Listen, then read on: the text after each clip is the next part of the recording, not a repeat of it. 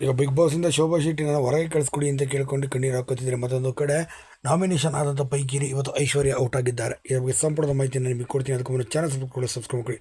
ಐಶ್ವರ್ಯಗೆ ಏನಾದರೂ ಅವಕಾಶ ಇಲ್ಲಿ ಸಿಗುತ್ತಾ? ಶೋಭಾ ಶೆಟ್ಟಿ ಸೆಲ್ಫ್ ಎವಿಕ್ಟೆಡ್ ಆಗಿದ್ದಕ್ಕಿಂತ ನೋಡ್ತಾ ಬಂದರೆ ಎವಿಕ್ಟೆಡ್ ಆಗಿ ಈಗ ಶೋಭಾ ಶೆಟ್ಟಿ ಮನೆಯಿಂದ ಹೊರ ಬಂದಿದ್ದಾರೆ. ಹೌದು, ನನಗೆ ವೈಯಕ್ತಿಕ ಕಾರಣಗಳಿದೆ, ಆ ಕಾರಣಕ್ಕೆ ನಾನು ಇರೋದಿಲ್ಲ ಅಂತ ಹೇಳಿ ಅವರು ಹೊರಗೆ ಕೂಡ ಬಂದಿದ್ದಾರೆ. ಅಷ್ಟೇ ಅಲ್ಲದೆ ಸುದೀಪ್ ಕೂಡ ಗರಂ ಆಗಿದ್ದಾರೆ. ಇಂಥವ್ರಿಗೆಲ್ಲ ವೈಲ್ಡ್ ಕಾರ್ಡ್ ಎಂಟ್ರಿ ಕೊಟ್ಟು ಯಾಕೆ ಬಿಗ್ ಬಾಸ್ ಮರ್ಯಾದೆ ಕಳಿತಿದ್ದಾರೆ ಅಂತ ಹೇಳಿ ಬಿಗ್ ಬಾಸ್ ಟೀಮ್ ಮೇಲೂ ಕೂಡ ಎಂದು ಸುದೀಪ್ ಅವರು ಸಹ ಗರಂ ಆಗಿದ್ದಾರೆ ಅಂತಲೇ ಕೂಡ ಹೇಳ್ಬೋದು.